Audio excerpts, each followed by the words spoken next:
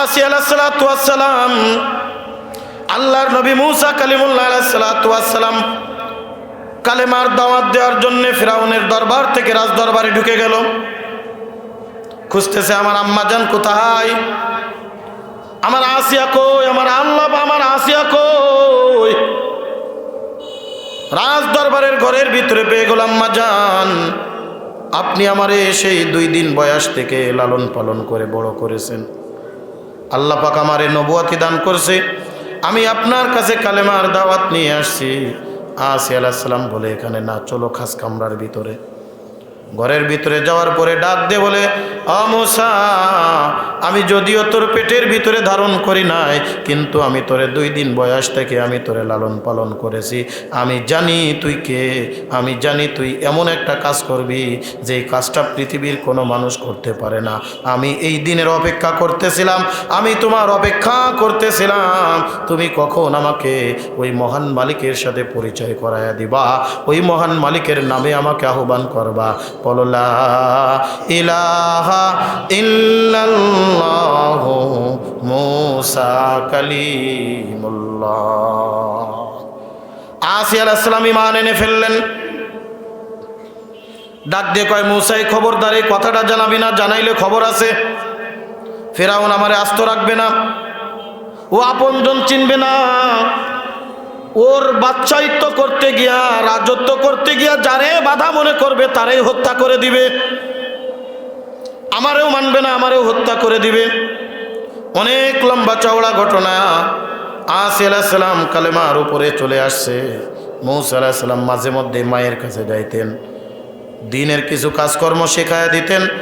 আসি আলাইহিস সালাম গোপনে গোপনে আল্লাহর কুদরতি পেয়ে সেজদায় পড়ে আল্লাহকে ডাকতেন আর বলতেন, ফিরাউনের কারণে পারি না, ওগো মালিক রব্বুল আলামিন, আমার এই সেজদা তুমি কবুল করে নাও, আমার এই সেজদা তুমি আল্লাহ তুমি কবুল করে নাও।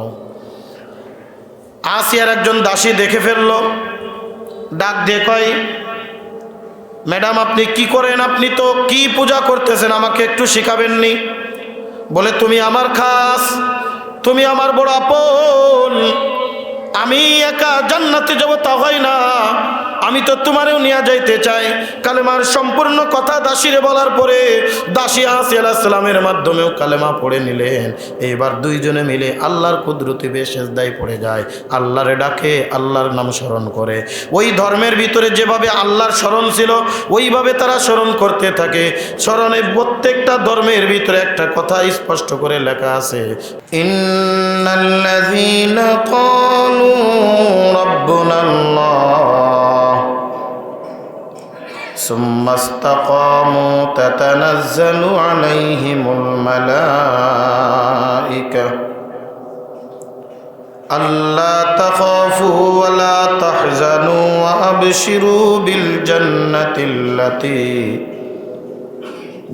জান্নাতিল্লাতী কুনতুম তুআদুন নাহনু আউলিয়াউকুম ফিল হায়াতিদ দুনিয়া ওয়া ফিল আখিরাহ ওয়ালাকুম ফিহা মা তাশতাহি আনফুসুকুম ওয়ালাকুম ফিহা মা তাদউন ওয়ামান আহসানু কাওলাম মিম্মান দাআ ইলাল্লাহ ওয়া আমিলা সালিহান ওয়া ক্বালা ইন্নানী মিনাল মুসলিমিন। সাদাকাল্লাহুল মাওলানাল আযীম ওয়া সাদাকা রাসূলুহুন নাবিয়্যুল কারীম ওয়া নাহনু আলা যালিকা মিনাশ শাহিদিনা ওয়াশ শাকিরিন والحمد لله رب العالمين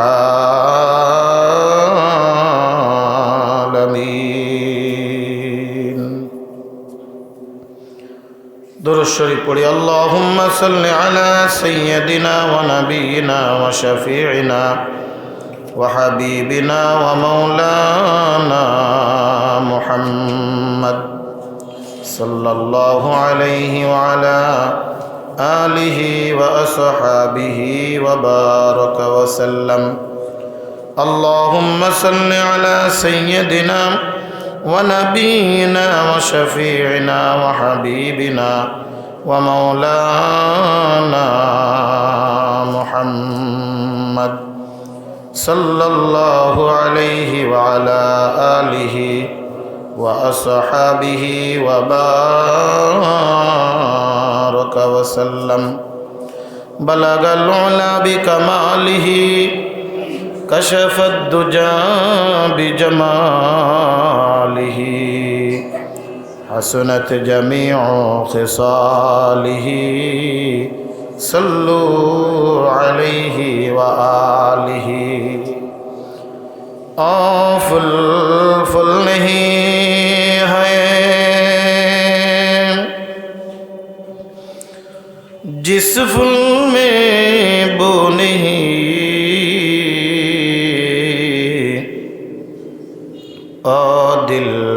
दिल नहीं है जिस दिल में मौला नहीं। बलगल उला कशफत दुजा बिजमालिहि हसनत जमीउ।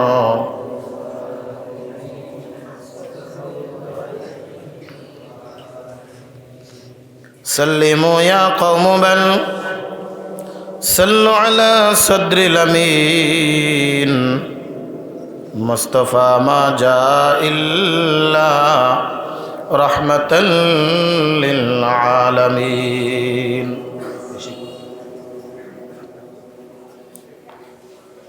अल्हम्दुलिल्लाह,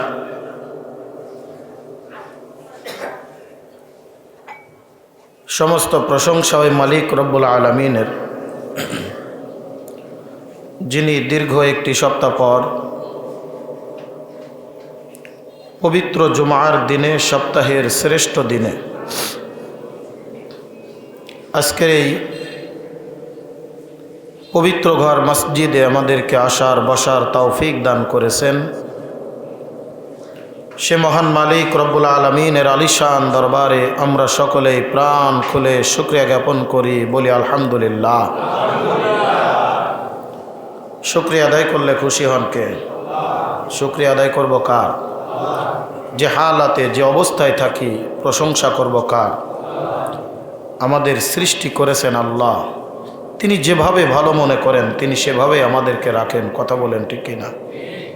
আমি যে অবস্থায় থাকি যে হালাতে থাকি ওই মালিকের শুকরিয়া যদি আমি আদায় করতে পারি, আল্লাহ পাক রব্বুল আলামিন আমাদেরকে সমস্ত প্রকার বিপদ আপদ বালা মুসিবত থেকে হেফাজত করবেন। মহান মালিক রব্বুল আলামিন বলেন সুবহানাল্লাহ।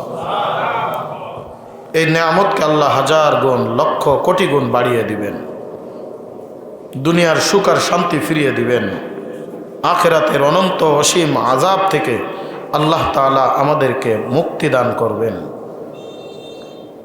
তবে শর্ত হলো একটা, এই খালিস দ্বীনের উপরে আমাকে ইস্তেকামাত থাকতে হবে, আমাকে মজবুত থাকতে হবে, আমাকে অটল অবিচল থাকতে হবে। আমি কুরআনুল কারীমের 481 নম্বর পৃষ্ঠা, কুরআনুল কারীমের 24 নম্বর পারা 41 নম্বর সূরা, সূরাতুল হুদ, সূরাতু হামিম সাজদা, যে সূরার মধ্যে আল্লাহ পাক রব্বুল আলামিন আয়াত রেখেছেন মাত্র 54টা, রুকু আছে 6টা। এই সূরাতু হামিম সাজদার 30, 31 এবং 33 নম্বর আয়াত তেলাওয়াত করেছে।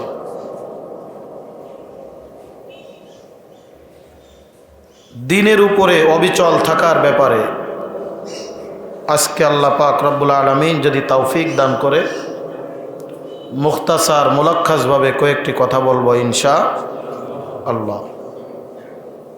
সম্মানিত হাজিরিন, শুধু দ্বীন গ্রহণ করলেই হবে না, শুধু নামে মুসলমান থাকলেই হবে না,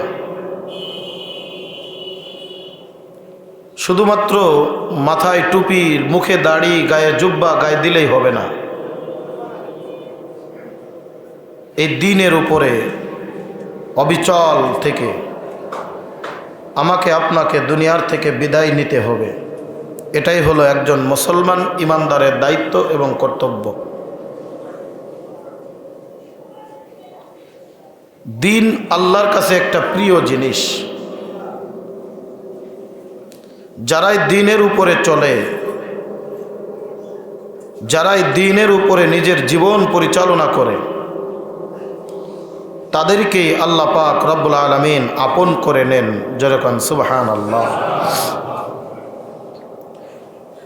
দ্বীনের উপরে অবিচল যদি আমি আপনি থাকতে না পারি, তাহলে এই দুনিয়ার জীবন আমার আপনার জন্য বৃথা, 16 আনাই বৃথা। আমি ছোট্ট একটা গল্প বলি। এক বড় শিক্ষিত মানুষ, দুনিয়ার দিক থেকে অনেক বড় শিক্ষিত, নৌকা ভ্রমণ করবে অথবা নদীর এপার থেকে ওপারে যাবে, বড় নদী, নৌকায় এপার থেকে ওপারে যেতে হবে। টাকাওয়ালা পয়সাওয়ালা শিক্ষিত মানুষ নৌকায় একা একটা রিজার্ভ নিছে। আমরা হয়তোবা তেমন একটা বুঝি না, কিন্তু যাদের বাড়ি নদী অঞ্চলে তাদের এখানে এটা ভালো জানা আছে। আমার এই গত রাত্রের আগের রাত্রে মাহফিল ছিল খুলনা দিঘলিয়া থানায়। আমি গাড়ি খুলনা শহরের পাশে এক জায়গায় রেখে ওনারা আমাকে মোটরসাইকেলে রিসিভ করে নিয়ে গেল। আমি বললাম, ভাই গাড়ি যাবে না? কয় হুজুর 3টা নদী পাড়ি দিয়ে আমাদের ওখানে যেতে হবে, অথবা খুলনার থেকে বাগেরহাট ঘুরে গোপালগঞ্জের কোনা দিয়ে আসতে হবে, তাতে প্রায় 150 কিলোমিটার ঘুরলে হবে। তো বললাম চলেন, গাড়ি রেখে গেলাম, মোটরসাইকেলে নিয়ে যাচ্ছে। 3টা জায়গায় নদীর এপার থেকে ওপারে পারাপারের একমাত্র ব্যবস্থা হলো নৌকা। নৌকা হলো 2 রকমের, একটা হলো ইঞ্জিলওয়ালা আর একটা হলো হাতে বওয়া, বৈঠা দিয়ে বয়ে নিয়ে যায়। 5 টাকা পার পিস, মাথা গুনে 5 টাকা করে দিতে হবে, এটা হলো সিস্টেম। তাতে নির্দিষ্ট লোকের একটা পরিমাণ আছে, এই পরিমাণ লোক হইলে নৌকা ছাড়বে। 50 জন 60 জন এরকম নির্দিষ্ট একটা পরিমাণ আছে। 5-50 কত হয়? 250 নাকি? 250 টাকা হলে নৌকাটা ছেড়ে দেয়। অর্থাৎ 250 টাকার একটা বুঝ হতে হবে প্রত্যেকবার। আর যদি কেউ একা যেতে চায়, তাড়াতাড়ি ঘড়ি আছে, কারণ লোক আসতে অনেক সময় দেরি হয়, 5 মিনিট 10 মিনিট দাঁড়াইতে হয়, নৌকার উপরে যে বসে থাকতে হয়, যার ব্যতিব্যস্ততা আছে সে 200 টাকা দিয়ে ভাড়া করে নিয়ে যাইতে পারবে, তাকে একা নিয়েই চলে যাবে। তো ওই শিক্ষিত মানুষ মনে করেন ভাড়া নিয়ে নদীর এপার থেকে ওপার পার হবে, একটু দূর। শিক্ষিত মানুষ চিন্তা করছে, দেখি মাঝির সাথে একটু কথা বলি। নৌকা যে চালায় তাকে কি বলে? মাঝি, নৌকার মাঝি। মাঝির সাথে একটু কথা বলি। শিক্ষিত মানুষটা মাঝির কাছ থেকে বিজ্ঞানসম্মত কিছু কথা জিজ্ঞাসা করতেছে। এটা জানো তুমি? বলে, না স্যার, আমি অশিক্ষিত মূর্খ মানুষ, একজন মাঝি, আমি কেমনে জানবো? কই, তোমার জীবনের 8 আনা তো বৃথা হয়ে গেল। তোমার জীবনের 8 আনা বৃথা। মোট কত আনাই? 16 আনা। মোট কত আনা? 16 আনা। কই, তোমার জীবনের 8 আনা তো বৃথা। তুমি এটা পারো না, ওটা পারো না, তুমি পারোটা কি? বলে, স্যার আমি তো গরিব মানুষ, নৌকা চালিয়ে খাই, আমি তো নৌকার মাঝে বৈঠা বইতে পারি, তাছাড়া তো আর কিছুই পারি না তেমন। না, তোমার জীবনের 12 আনা বৃথা, তোমার জীবনের 8 আনা বৃথা। কিছুক্ষণের মধ্যে বিরাট ঝড় শুরু হয়ে গেছে, আর নৌকা হলো মাঝপথে, নদীর মাঝখানে। মাঝি জিজ্ঞাসা করছে, স্যার আপনি কি সাঁতার জানেন? বলেন, না তো, জীবনে নদীতে তো পাড়ি দিই নাই, পুকুরে কোনোদিন নামি নাই, ঝর্ণার টুপুর টাপুর পানি দিয়ে গোসল করেছি, আমি সাঁতার জানবো কেমনে? কয়, স্যার আমার তো 8 আনা বৃথা হয়েছিল, আর 8 আনা তো আমি বেঁচেছিলাম, আপনার জীবনের 16 আনাই তো এখন বৃথা। এই যে ঝড় শুরু হয়ে গেছে, যে কোনো মুহূর্তে পানির তুফান চলে আসবে, নৌকা ডুবে যাবে, সাঁতরি ওপারে যেতে হবে, আমার তো 8 আনা বৃথা, আর আপনার জীবনের 16 আনাই তো বৃথা। সম্মানিত বন্ধুগণ,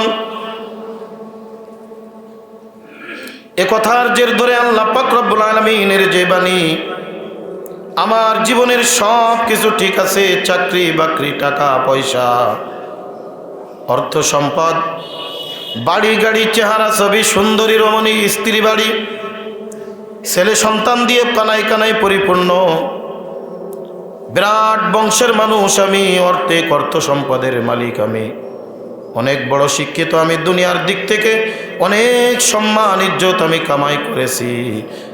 বলেন তো ওই মানুষটা দেখবেন ওলামা ইকরামদেরকে দেখলে বলে, হুজুররা তো শেষ হয়ে গেল, জীবনটা বরবাদ করে ফেললো। আমরা বলি, তোমার ভিতরে দিন যদি না থাকে, তোমার দুনিয়ার সব কিছু থাকতে পারে, তোমার জীবনের 16 আনাই বৃথা। দিন না থাকলে জীবনের কোনো মূল্য নাই। এই টাকা পয়সা, বাড়ি গাড়ি, অর্থ সম্পদ কোনো কিছুই আমার সঙ্গে যাবে না।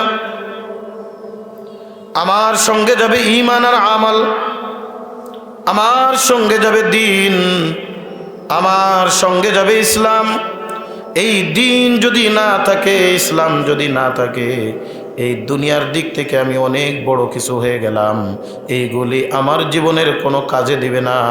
ওই কিয়ামতের ময়দানে আফসোস করে বলতে থাকবে, হে আল্লাহ, রব্বানা আখির লানা, হে আল্লাহ আমাদেরকে অল্প একটু সময় দেন।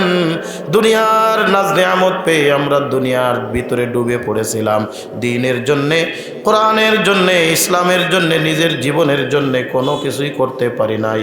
রব্বুল আলামিন আমাদেরকে অল্প একটু সময় দেন, আমরা দুনিয়ার ভিতরে যাব, ওয়াসলিহ আমালানা, আমাদের আমলগুলোকে পরিশুদ্ধ করে আসব, আমাদের জীবনটাকে পরিবর্তন করে আসব। ওয়াসদির সালাতানা, আমি আল্লাহ তোমার দরবারে কুদরতি পায়ে সেজদা দিয়ে আসব, এবং আমার যত মালামাল আছে আমি সব আপনার রাস্তায় দান করে আসব। আল্লাহ পাক রব্বুল আলামিন ডাকতে বলবে, না, তোমাকে 50, 60, 100 বছর পর্যন্ত আমি সময় দিয়েছিলাম।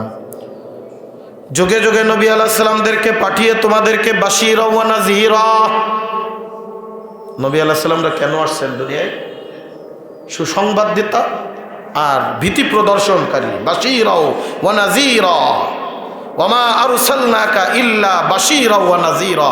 হে নবী, আপনাকে দুনিয়ায় অন্য কোনো কারণে পাঠাই নাই, একটাই কারণ, তুমি ঈমানদারদেরকে সুসংবাদ দাও আর কাফেরদেরকে, বেঈমানদেরকে ভীতি প্রদর্শন করো জাহান্নামের।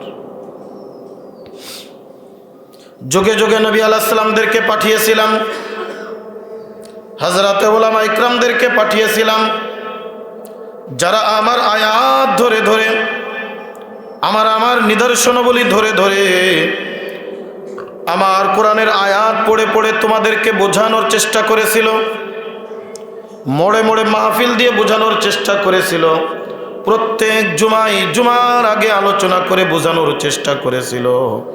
তোমার পায়ে হাত রেখে কতবার বলেছিল, হাই এই দুনিয়া কিচ্ছুই না, দুনিয়া কিচ্ছুই না, এই দুনিয়ার থেকে বিদায় নিবা, 3টা টুকরা সাদা কাফনের কাপড় পরিধান করে খালি হাতে দুনিয়ার থেকে চলে যেতে হবে। কথা বলেন ঠিক কিনা? সারা বিশ্বের রাজত্ব করেছিল 4 জন ব্যক্তি, তার মধ্যে একজন হলো বাদশা ইস্কেন্দার, বাদশা জুলকারনাইন। কোরআনের ভাষায় যার নাম হলো বাদশা জুলকারনাইন, আর আমরা বইয়ের ভাষায় যেগুলো পড়েছি বাদশা ইস্কেন্দার।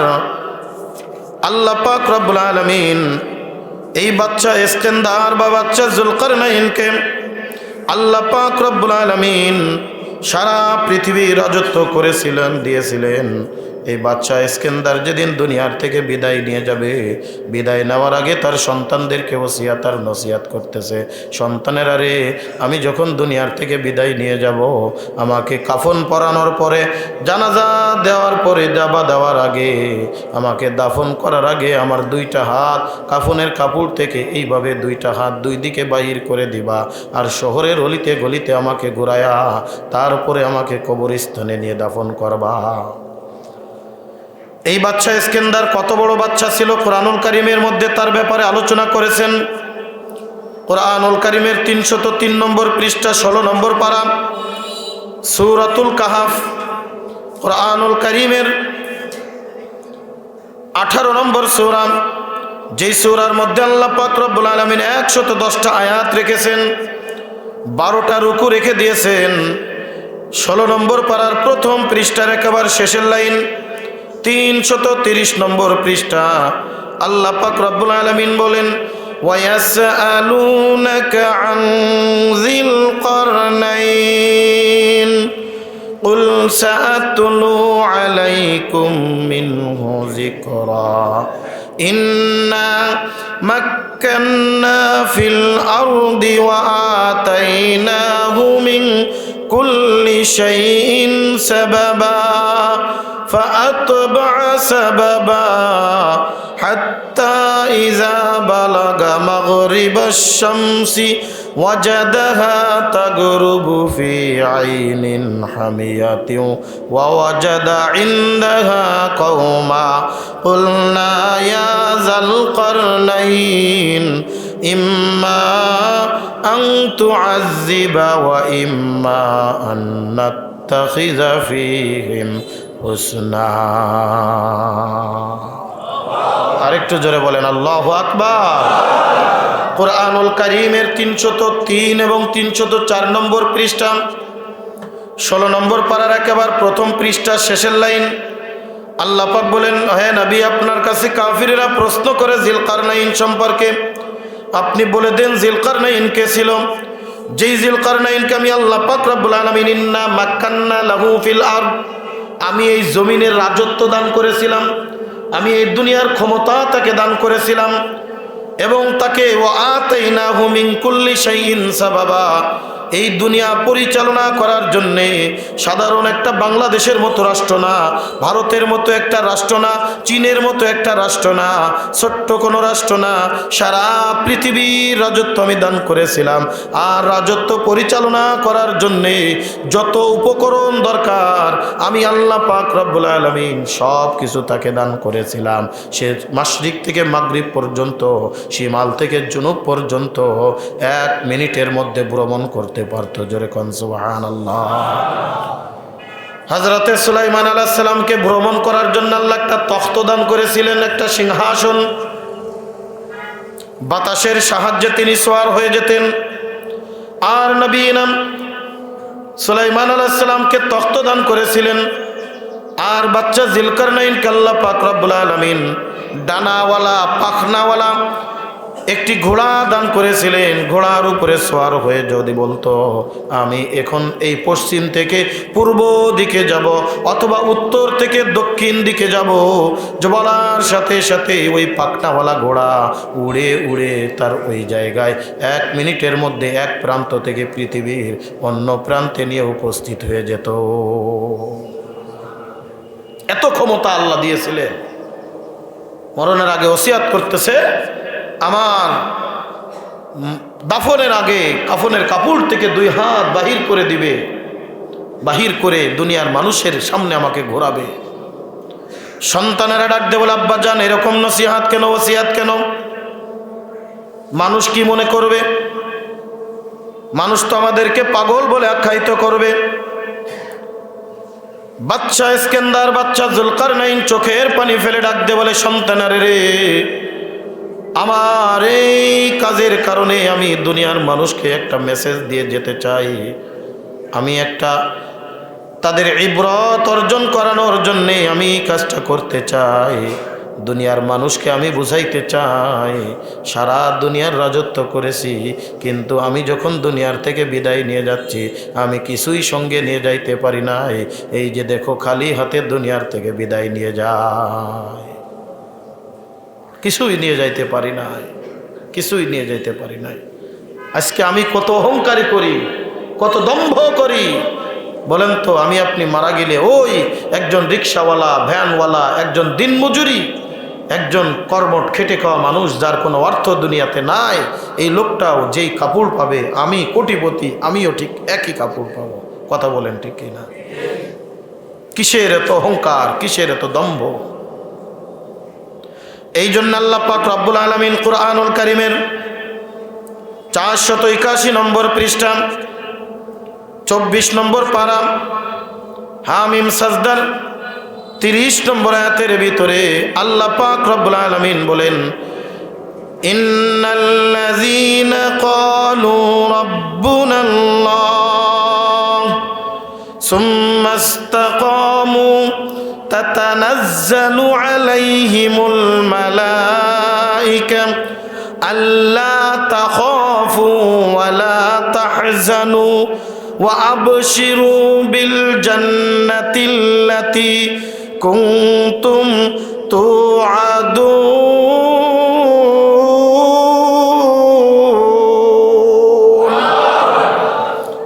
আল্লাহ পাক রব্বুল আলামিন বলেন, নিশ্চয় যারা বলে রব্বুনাল্লাহ, আমাদের রবকে, আর একটু জোরে বলেন, আমাদের রব হলো আল্লাহ। দুনিয়ার কারুর সামনে আমরা মাথা নত করি না, দুনিয়ার কারুর সামনে আমরা মাথা নত করে দিই না, বরং মাথা নত করি একমাত্র আল্লাহর সামনে। ডাক দিয়ে বলে আমাদের রব হলো আল্লাহ। শুধু এতটুক বলে ক্ষান্ত করে না, সুম্মাস্তাকামু তাতানাজ্জালু আলাইহিমুল মালায়েকা, আর এই কথার উপরে যারা ইস্তেকামাত থাকে, যারা দৃঢ় থাকে, যারা এই কথার উপরে অটল আর অবিচল থাকে, আল্লাহ পাক রব্বুল আলামিন তাদের জন্য আসমান থেকে ফেরেশতা নিয়োজিত করে দেয়। জোরে জোরে কোন সুবহানাল্লাহ। তাতানাজ্জালু আলাইহিমুল মালায়েকা, আসমান থেকে তাদের জন্য আল্লাহ পাক ফেরেশতা নিয়োজিত করে রাখেন। ওই ফেরেশতা আমার কানের কাছে এসে বলতে থাকে, এ বান্দা, তুমি যদি দ্বীনের উপরে অবিচল থাকতে পারো, তুমি যদি দ্বীনের উপরে অবিচল রয়েছো, আল্লাহকে আল্লাহ বলে স্বীকার করে নিয়েছো, কোরআনের উপরে নিজের জীবন পরিচালনা করতেছো, বান্দা শুনে রাখো, শুনে রাখো, আল্লাহ তাখাফু, আল্লাহ তাখাফু ওয়ালা তাহজানু, তোমার কোনো ভয় নাই, তোমার কোনো পেরেশানি নাই।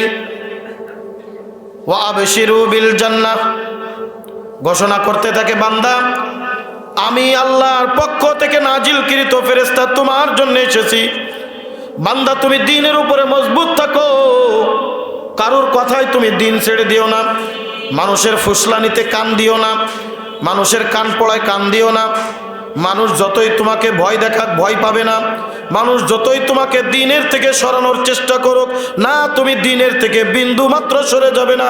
একমাত্র আল্লাহর উপরে তাওয়াক্কুল করে রাখবে, আল্লাহর উপরে ভরসা করে থাকবে, আল্লাহর উপরে ইস্তেকামাত থাকবে, দ্বীনের উপরে ইস্তেকামাত থাকবে। মানুষ তোমাকে কত কটু কথা বলবে, মানুষ বলবে হ্যাঁ সারা জীবন আকাম করে এখন আজি সাব হয়েছে, বলে কিনা? এক সময় মানুষ খারাপ ছিল, ওই মানুষটা যখন দিনদার হয়ে যায় দেখবেন শয়তান কিন্তু দুই প্রকার। কয় প্রকার? আমার কথা না, কথা কার? মিনাল জিন্নাতি ওয়ান নাস, জিন শয়তান আর কোন? মানুষ শয়তান।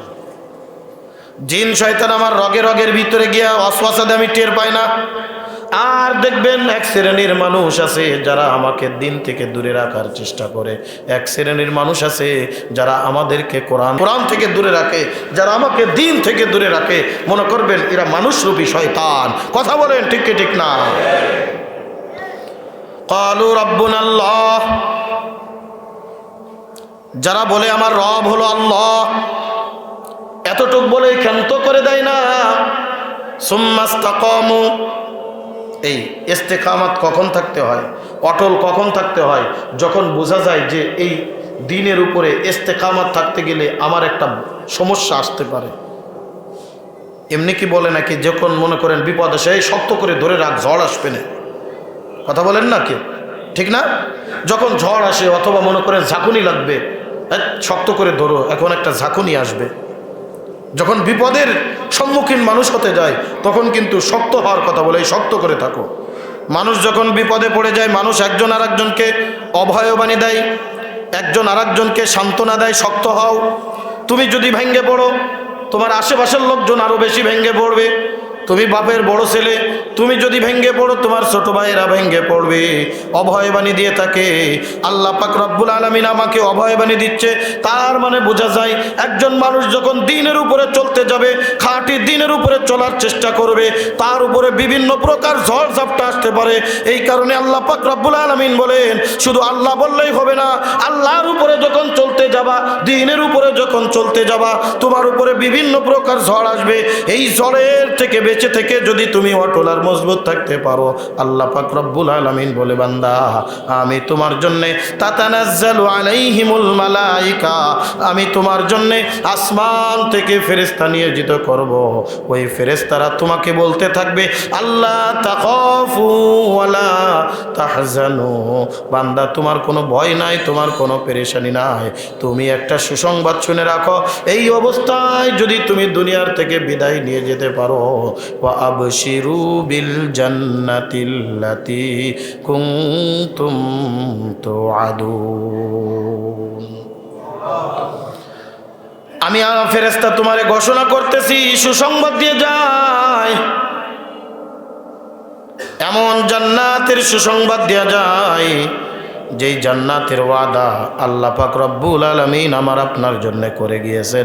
বান্দা তুমি দ্বীনের উপরে অটল আর মজবুত থাকো, আল্লাহ পাক রব্বুল আলামিন এই দুনিয়ার জমিনে আল্লাহ তোমারে জান্নাত দেখায়া দিবে। বন্ধুরে আমার গভীর মনোযোগ, যার মজবুত থাকার বাস্তব নজির এবং কোরআনের আয়াতের তাতাবুকের বাস্তব নজির হযরতে মা আসিয়া আলাইহিস সালাতু ওয়াস সালাম। আসিয়া আলাইহিস সালাম কে ছিলেন? ফেরাউন কি ভালো না খারাপ? পৃথিবীর মধ্যে সব থেকে নিকৃষ্টতম ব্যক্তির একজন কেডা? ফেরাউন। যে নিজেরে আনা রব্বুকুমুল আলা বলে দাবি করেছিল, নিজেরে বড় খোদা বলে দাবি করেছিল, নাউযুবিল্লাহ কান্না, বড় খোদা বলে দাবি করেছে। মিশরের সব জ্ঞানী গুণী মানুষ হত্যা করে ফেলল। শিক্ষিত সমাজ বলতে কিছুই লোক থাকলো না। নিজেরে খোদা দাবি করে বসছে। তাকে যারা না মানত তাদেরকে একেবারে জিন্দা হত্যা করে দেওয়া হতো, জিন্দা আগুনের ভিতরে পুড়িয়ে মারত। আবার কাউকে তেলের ভিতরে, গরম তেলের ভিতরে তারে চুবায়া চুবায়া মারত। আবার কারোর কল্লার সঙ্গে সার করে দেওয়া হতো, কারোর চোখ উপড়িয়ে ফেলা হতো, কারোর নাক কান গলা কেটে দেওয়া হতো। এভাবে আযাব দিয়ে দিয়ে, শাস্তি দিয়ে দিয়ে আল্লাহ ফিরাউন মানুষদেরকে হত্যা করত। গণকরা এসে বলতেছে, ফেরাউন তুমি তো বাদশাহিত্ব করতেছো, সারা পৃথিবীর উপরে রাজত্ব করতেছো, আমরা গণনা করে দেখলাম তোমার রাজত্ব ভাঙ্গার জন্য বনি ইসরাইলের মধ্যে একটা ছেলে জন্ম নিবে, যার নাম হবে মূসা। যার নাম কি? মূসা কালিমুল্লাহ আলাইহিস সালাতু ওয়াস সালাম। গণকরা যখন বলল, ফিরাউন বলে সর্বনাশ, কি করা যায়? তার চেলা ছিল একটা হামান রে ডাক দেখাই, আমাদের রাজত্ব খতমের পথে, গণক তো মিথ্যা কথা বলতে পারে না, গণকের কথা তো সত্য হবে, কি করা? তখন হামান পরামর্শ দিচ্ছে, স্যার একটা কাজ করেন, ওই বনি ইসরায়েলের যত ছেলে হবে সব ছেলেরা আপনি হত্যা করে দেন।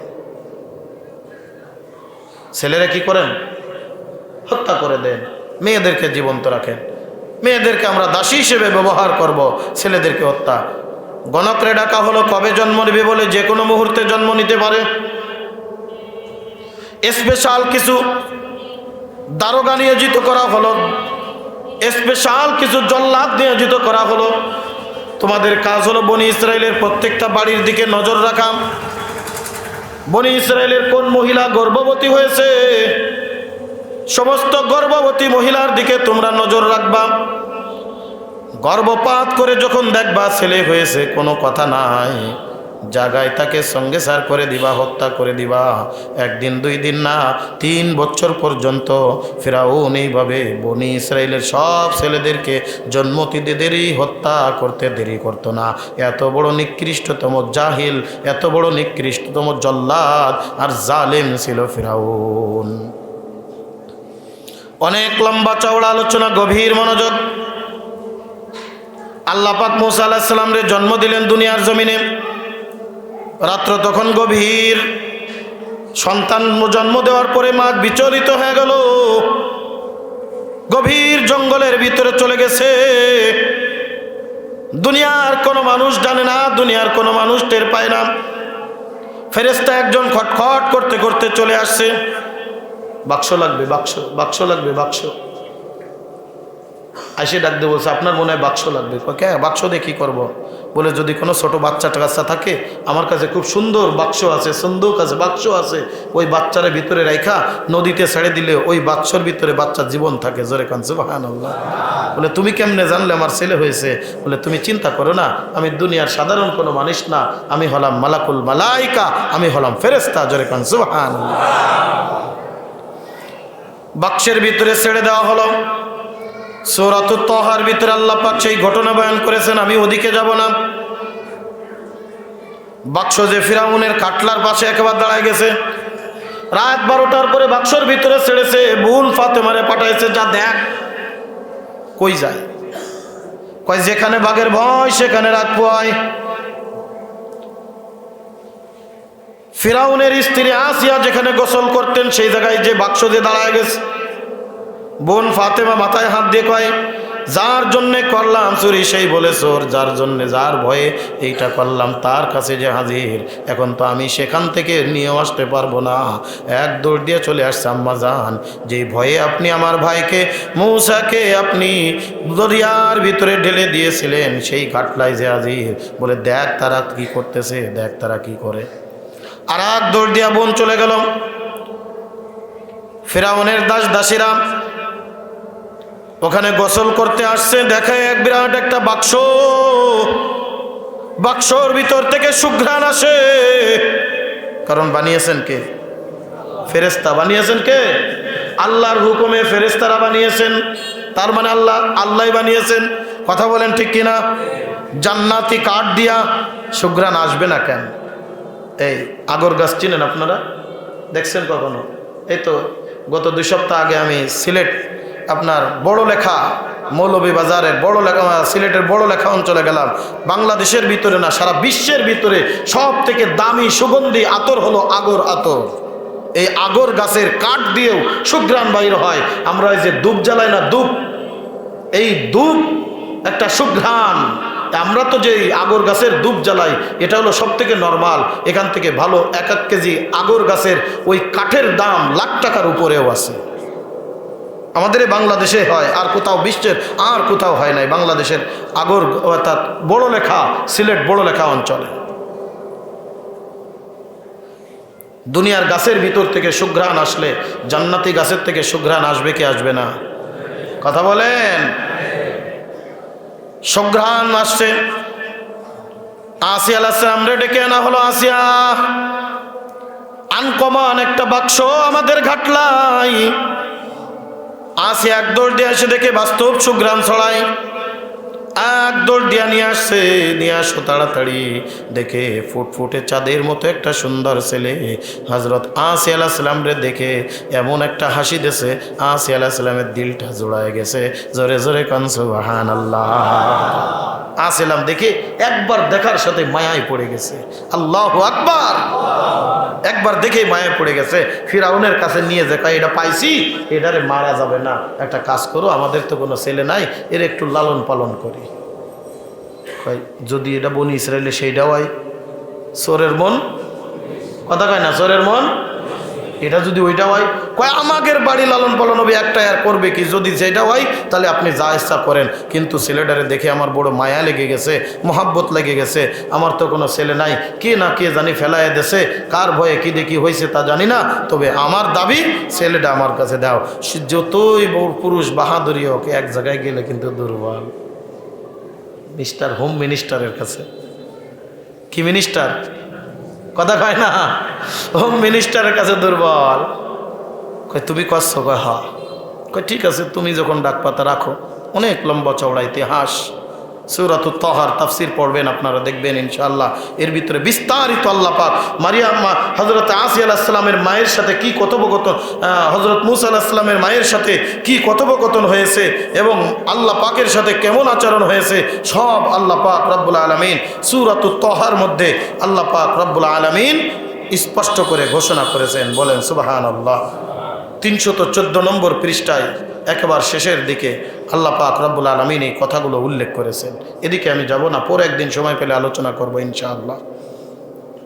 হযরত মূসা আলাইহিস সালাম আস্তে আস্তে বড় হলেন, অনেক লম্বা চওড়া ইতিহাস।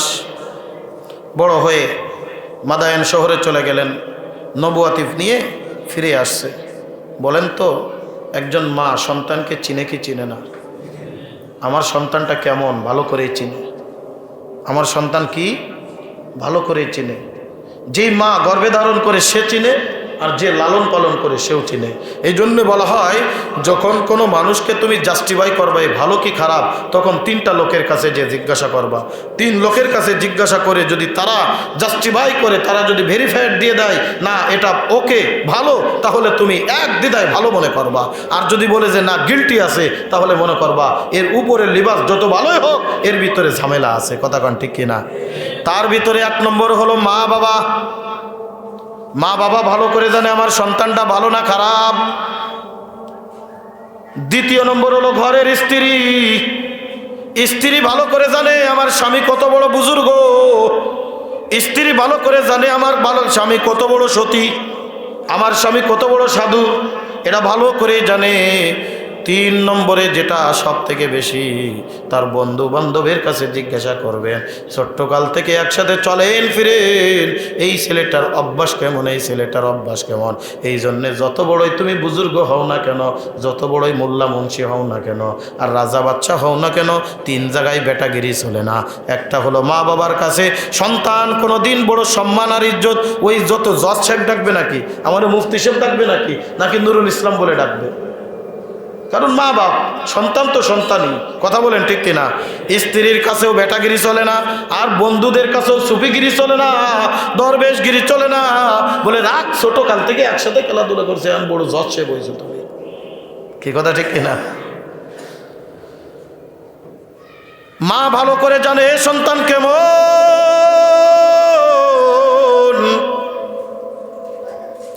মূসা আলাইহিস সালাম দেখেই বুঝে গেছে দুনিয়ার সাধারণ কেউ হতে পারে না।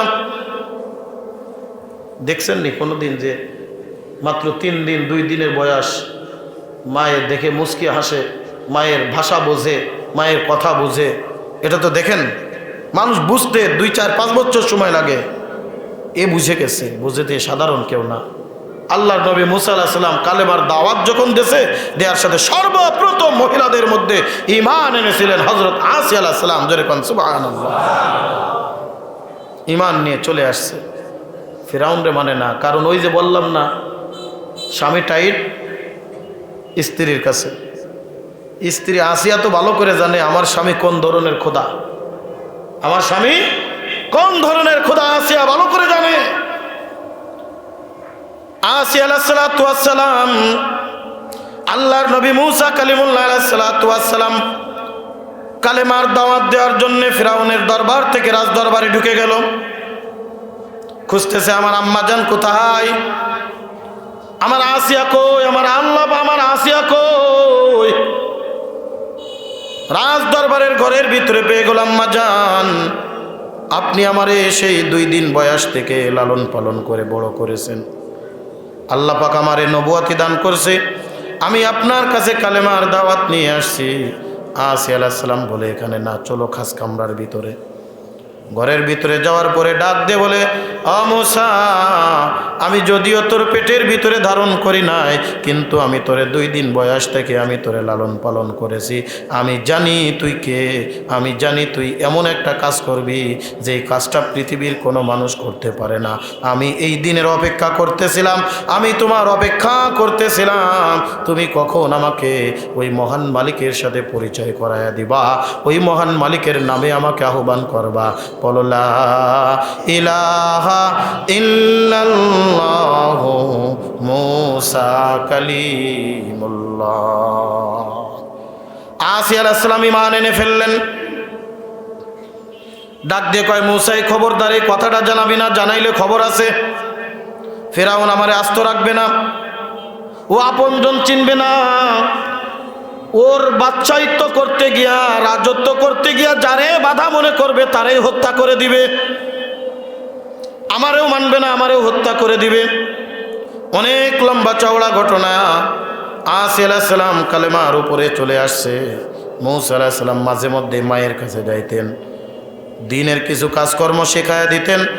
আসিয়া আলাইহিস সালাম গোপনে গোপনে আল্লাহর কুদরতি পেয়ে সেজদায় পড়ে আল্লাহকে ডাকতেন আর বলতেন ফিরাউনের কারণে পারি না, ওগো মালিক রব্বুল আলামিন আমার এই সেজদা তুমি কবুল করে নাও, আমার এই সেজদা তুমি আল্লাহ তুমি কবুল করে নাও। আসিয়ার একজন দাসী দেখে ফেলল, ডাক দিয়ে কয় ম্যাডাম আপনি কি করেন, আপনি তো কি পূজা করতেছেন, আমাকে একটু শিখাবেননি? বলে তুমি আমার খাস, তুমি আমার বড় আপন, আমি একা জান্নাতে যাব তা হয় না, আমি তো তোমারেও নিয়ে যাইতে চাই। কালেমার সম্পূর্ণ কথা দাসীরে বলার পরে দাসী আসিয়া আলাইহিস সালামের মাধ্যমেও কালেমা পড়ে নিলেন। এইবার দুইজনে মিলে আল্লাহর কুদরতি বেশ সেজদায় পড়ে যায়, আল্লাহরে ডাকে, আল্লাহর নাম স্মরণ করে। ওই ধর্মের ভিতরে যেভাবে আল্লাহর স্মরণ ছিল ওইভাবে তারা স্মরণ করতে থাকে। স্মরণে প্রত্যেকটা ধর্মের ভিতরে একটা কথা স্পষ্ট করে লেখা আছে, প্রত্যেকটা কাজ করতে গেলে বিসমিল্লাহ বলে করবা, আর যদি কোনো জিনিস আচমকা তোমার থেকে হয়ে যায় ইন্না লিল্লাহ বলে দিবা। একদিন দাসীর মুখ থেকে একটা চিরুনি হাতের থেকে পড়ে গেল, ওই চিরুনি পড়ার সাথে সাথে দাসীর মুখ ফসকে বাইর হয়ে গেছে ইন্না লিল্লাহ। ফিরাউন পাশ দিয়ে যাচ্ছে, কি বললি? জিহ্বায় কামড় দিয়ে কয় সর্বনাশ। কয় স্যার কিচ্ছু না। কয় না না কি বললি যেন? মূসার ভাষায় কথা শুনতেছি। একটু ভয় দেখানোর সাথেই দাসী কেঁদে দিয়ে বলছে হ্যাঁ আমি ঈমান এনেছি। তবে মনে রাখেন যে রবের পরিচয় আর মালিকের পরিচয় পেয়েছি, মনে করেন না আপনার ভয়ে আমি সেই রবকে ছেড়ে দিব। জোরে কান আল্লাহু আকবার। ইন্নাল্লাযীনা ক্বালু রাব্বুনাল্লাহ সুম্মা ইসতাকামু তাতানাজ্জালু আলাইহিমুল মালাইকাতু আল্লা তাখাফু ওয়া লা তাহজানু ওয়া আবশিরু বিল জান্নাতিল্লাতী কুনতুম তুআদুন। না আমি আপনারে মানি না, আমি আল্লাহরে মানি। দাসীরে নির্যাতন করা হলো, তোমার সাথে সাথে আর কে আছে? নির্যাতনের স্টিম রোলার চালানোর পরে মনের অজান্তে দাসী আসিয়া আলাইহিস সালামের নাম বলে দেওয়া হলো। আসিয়া আলাইহিস সালামের উপরে এবার নির্যাতনের স্টিম রোলার শুরু হয়েছে। আসিয়া আলাইহিস সালামের পরীক্ষা শুরু হয়ে গেছে। চাবুকের আঘাতে পিঠের চামড়া খসে খসে পড়ে আসিয়া আলাইহিস সালাম আমার রবের দিকে আঙ্গুল ইশারা করে তাকায়, ও মালিক রব্বুল আলামিন আমারে ধৈর্য দাও, আমারে সবর দাও, দ্বীনের উপরে ইস্তেকামত থাকতে পারি, দ্বীনের উপরে মজবুত থাকতে পারি সেই তৌফিক দাও। ফিরাউনের নির্যাতনের জন্য আমি তোমারে ভুইলা না যাই। ওগো আল্লাহ তুমি আমারে ইস্তেকামত থাকার তৌফিক দান করে দাও। আল্লাহ আসিয়ার ভিতরে ধৈর্য দিয়ে দিলেন, সহ্য দিয়ে দিলেন। ফিরাউন দেখে কোনো থেকে কোনো কিছু হয় না। ফিরাউন হামানের সাথে পরামর্শ করে কি করা যায়, ডাক দিয়ে বলে স্যার আসিয়ারে যদি আপনি ফিরায় না আনতে পারেন দুনিয়ার মানুষ বলবে ঘরের বিবি তার কথা মানে না, তাহলে আমরা কেন তার কথা মানব? যেভাবে হোক আসিয়ারে এখান থেকে ফিরায় আনতে হবে, প্রয়োজনে তার কল্লা দ্বিখণ্ডিত করে দেন, এমন আযাব তাকে দান করেন যেটা পৃথিবীবাসীর জন্য নজির হয়ে যাবে। মানুষ যেন বলা বলি করতে থাকে, তার স্ত্রীকেও পর্যন্ত ছাড় দেয় নাই। সুতরাং ফিরাউনের কথা না মেনে কোনো উপায় নাই। বন্ধুরে আমার, আসিয়া আলাইহিস সালামরে বোঝানো হলো কোনো বুঝ মানে না, আমি আল্লাহরে ছাড়তে রাজি না। ইস্তাকামু, আমি আল্লাহর উপরে মজবুত থাকলাম। এত নির্যাতন করে আসিয়া আল্লাহরে ব্যতীত ফিরাউন রে ডাকে না। বিরাট একটা ডেক বানানো হলো, ডেগের ভিতরে তেল ঢেলে দেওয়া হলো, তেল নিচেই ডেগের নিচে আগুন ধরিয়ে দেওয়া হলো, টকবক টকবক করে তেলটা ফুটতেছে। আসিয়া আলাইহিস সালামের 3টা মেয়ে ছিল, ছেলে ছিল না। আসিয়া আলাইহিস সালামকে ক্রুশবিদ্ধ করে দেওয়া হলো, পায়ের ভিতরে পেরেক পুঁতে দেওয়া হলো, 2 হাত 2 দিকে এরকম টান টান করে হাতের ভিতরে পেরেক পুঁতে আসিয়া আলাইহিস সালামরে টান টান করে রাখছে। ডাক দিয়ে কয়, এখনো সময় আছে, ফিরে আয়, নতুবা এমন নির্যাতন করব সহ্য করতে পারবি না। আসিয়া আলাইহিস সালাম ডাক দিয়ে বলে, মালিক, আপনার পরীক্ষায় আমি যেন পাশ করতে পারি, ফিরাউনের এই নির্যাতন যেন আমাকে দ্বীনের থেকে বিন্দু মাত্র সরায়ে না নিয়ে যায়। ফিরাউন বলে, হবে না হবে না, একটা কাজ করো, তার আদরের পালিত পুত্র 3টা মেয়ে আছে, একটা হলো দুগ্ধপোষ্য সন্তান, আরেকটু বড়, আরেকটু বড়। আসিয়া আলাইহিস সালামের সামনে তাদেরকে তেলের ভিতরে ডুবিয়ে দিচ্ছে। 1 যায় 2 যায় 3 যায়, 3টা যখন তেলের ভিতরে ডুবিয়ে দেওয়া হচ্ছে, এইবার ফিরাউন ডাক দিয়ে বলে, সর্বশেষ তার দুনিয়ায় রাখার কোনো অধিকার নাই। এত নির্যাতন করলাম, এত অত্যাচার করলাম, আল্লাহর থেকে বিন্দু মাত্র সে ফিরে আসে নাই, আল্লাহর থেকে বিন্দু মাত্র সে সরে আসে নাই। তার মাথাটা এরকম, মাথাটা পিছনের তক্তার সাথে লাগায়া কপালের ভিতর থেকে একটা পেরেক পুঁতে দুনিয়ার থেকে বিদায় দিয়া দাও। আসিয়া আলাইহিস সালাম আল্লাহরে ডাক দে, আল্লাহ, দুনিয়ায় বাচ্চাইতের অভাব ছিল না, ক্ষমতার অভাব ছিল না, আমি ছিলাম ফিরাউনের স্ত্রী, পৃথিবীর ফার্স্ট লেডি ছিলাম আমি, দুনিয়ার মানুষ আমারে সম্মান করত, ইজ্জত করত, কিন্তু আমি তোমার পরিচয় পেয়েছি, তোমারে ছাড়া আমি আর কিচ্ছুই মানি না, কিচ্ছুই জানি না। আল্লাহ, তোমার দিলের উপরে ইস্তেকামত থাকার তৌফিক দাও, আমি যেন বিন্দু মাত্র পিছপা না হয়ে যাই। আল্লাহ পাক রব্বুল আলামিন বলেন, তাতানাজ্জালু আলাইহিমুল মালাইকা আল্লা তাখাফু ওয়া লা তাহজানু ওয়া আবশিরু বিল জান্নাতিল লাতী কুনতুম তুআদুন। আল্লাহ ডাক দিয়ে কয়, ফেরেশতারা রে, যা যা, আমার আসিয়া বাচ্চাইত্ব ছেড়েছে, রাজত্ব ছেড়েছে, দুনিয়ার সব কিছু ছাড়িয়া আমার আসিয়া আমার জন্য দেওয়ানা হয়ে গেছে, আর এই জান্নাতটা এখানে রাখবি না, আমার আসিয়ার জন্য ওই জান্নাতটা নিয়ে আসিয়ার সামনে হাজির কর। আর আসিয়ারে ডাক দিয়ে কয়, আসিয়া, তুমি দুনিয়ার থেকে বিদায় নিতে দেরি, এই জান্নাতের ভিতরে প্রবেশ করতে 1 মিনিটও দেরি করবা না। আসিয়া আলাইহিস সালামের কপালে পেরেক পুঁতে আসিয়া আলাইহিস সালাম মুস্কি মুস্কি হাসে, মুস্কি মুস্কি হাসে। ফিরাউন কয়, জীবনে কত মানুষ দেখেছি, এরকম মানুষ তো দেখি নাই। বলে, ফিরাউন, বুঝবি কি, আমি তো এমনি মরতেছি না, আমি দেখতেছি আমি মরার সাথে আল্লাহর জান্নাত আমার সামনে হাজির হয়ে গেছে। আল্লাহু আকবার। ওয়া আবশিরু বিল জান্নাতিল্লাতী কুনতুম তুআদুন। এই কারণে সম্মানিত মুসল্লিয়ান ইকরাম, আজকের আলোচনার মোলাক্কাস কথা হলো, আমাদের উপরে যত ঝড় ঝাপটা আসুক না কেন, আমাদের উপরে যত ঝড় ঝাপটা হয়ে যাক না কেন, আমরা দ্বীনের থেকে বিন্দু মাত্র পিছপা হয়ে যাব না, দ্বীনের উপরে অটল আর মজবুত থাকব। যত প্রকার ঝড় ঝাপটা আসুক, বাতিলের যতই চক্ষুরাঙ্গানি দেখাক, ইসলাম থেকে বিন্দু মাত্র সরে যাব না। জোরে বলেন কথা ঠিক কি ঠিক না? ওই যে ভারতের দাদা বাবুরা আমাদেরকে ভয় দেখাক, আমরাও স্পষ্ট করে বলবো, এ দাদা বাবুরা শোন, আমরা কোরআন জানি, আমরা কোরআনের উপরে চলি, তোদের চক্ষুরাঙ্গানি ভয় পাই না। তোরা যদি আসিস কোরআনের জন্যে, তোদের কচু কাটা কাটবো। জোরে কোন কথা ঠিক কিনা?